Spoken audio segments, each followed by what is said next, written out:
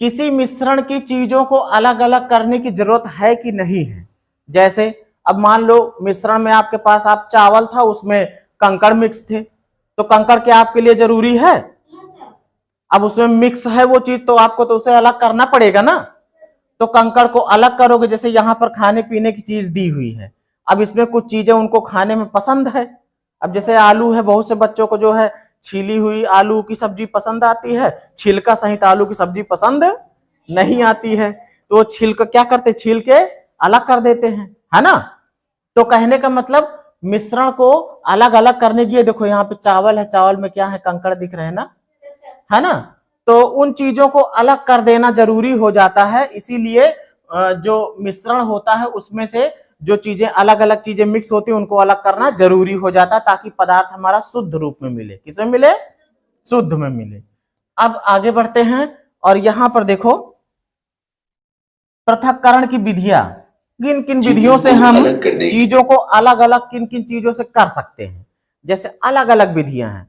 अब पहली विधि इसमें देखो क्या बताते हैं कि हर चीज को अलग अलग, जैसे लोहा है, लोहे का चूर्ण है तो चुंबक से अलग कर लोगे, है ना।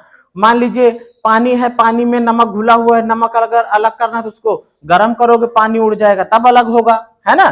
तो कहने का मतलब यह है चीजों को अलग अलग करने की अलग अलग तरीके होंगे, सबका एक ही तरीका नहीं होगा। क्या होगा? एक ही तरीका नहीं होगा। तो पृथक्करण की सामान्य विधियां, अब देखो यहाँ पे ठोस पदार्थों को ठोस से अलग करना, जो ठोस पदार्थ होंगे, ठोस ठोस दो अलग अलग पदार्थ हो, उनको अलग अलग करना हो तो कैसे करेंगे। यहां देखो ये है फटकना। आपने देखा होगा घरों में सूप से फटक के अलग करते हैं, धूल मिट्टी को अलग कर देते हैं ना।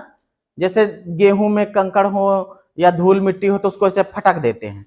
ठीक है, यहाँ पे बताया गया है ओसाने वाला, ऊंचे की जगह पे, कायदे से ये ओसाने का एग्जाम्पल है। फटकने वाला तो हमारे घरों में जो सूप से फटकते हैं वो फटकता होता है ना। हाँ, अब इसके बाद यहाँ पे देखो ये भी उसी तरीके से धूल मिट्टी को फटकने की प्रक्रिया के दौरान मिश्रण में से हवा को बहाकर मिश्रण से हल्की चीजों को उड़ा दिया जाता है। जैसे धान होता है, ओसाते हो ना, तो उसमें के जो पराली होती है, जो छोटे छोटे कण होते हैं वो उड़ जाते हैं, जो हमारा शुद्ध धान होता है वो बच जाता है। तो पहली विधि हो गई कौन सी? फटकना। कौन सी विधि हो गई? शुद्ध पदार्थों फटकना। मिश्रणों फटकना के बाद आइए अब यहां पर है थ्रेसिंग करने के तरीके, है ना, गहाना या थ्रेसिंग। आपने देखा होगा धान पीट लेते हैं हम लोग, है ना। गेहूं की क्या करते हैं?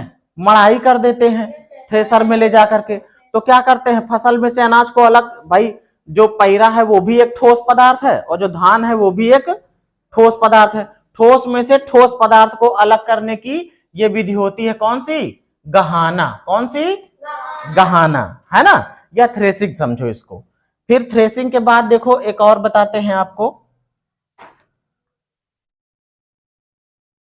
यहां पर बिनना। कौन सी विधि बेटा? बिनना। घरों में देखो बिन लेते हैं ना, चावल में कंकड़ होते तो बिनते कि नहीं बिनते हैं? हाथ से बिन लेते हैं। किससे? हाथ से। अभी देखो यहां पर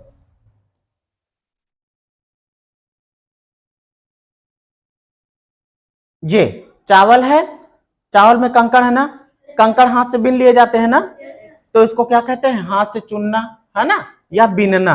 क्या चीज? बिनना। इससे भी अलग कर लेते हैं ना। इसके अलावा देखो चालना। चालते हैं कि नहीं चालते? आटे में से देखो चोकर अलग निकाल देते हैं। यहां पर देखो ये छन्नी लिया है, अगर चाय बनी है, चाय में से चाय पत्ती को अलग छानना है, चाय को अलग करना है, तो ये कौन सी विधि है? छानना है। और क्या क्या छानते हो? जैसे मान लीजिए सरसों में धूल की मिट्टी है तो उसको छान देते हैं ना। तो छानने में क्या होता है, एक अपना भाई एक उपकरण लगता है जिसमें छोटे छोटे छिद्र होते हैं, उस छोटे छिद्र से जो गैर जरूरी चीज होता है वो नीचे गिर जाता है। ऐसा भी हो सकता है, मान लो आप सरसों गेहूं मिक्स है तो छोटे छेद वाला आप लोगे, सरसों नीचे गिर जाएगा, गेहूं ऊपर, जिसको बिकना कहते हो, बिकना, बिकना से चाल लेते हैं ना। तो चालना या छानना हो गया, है ना।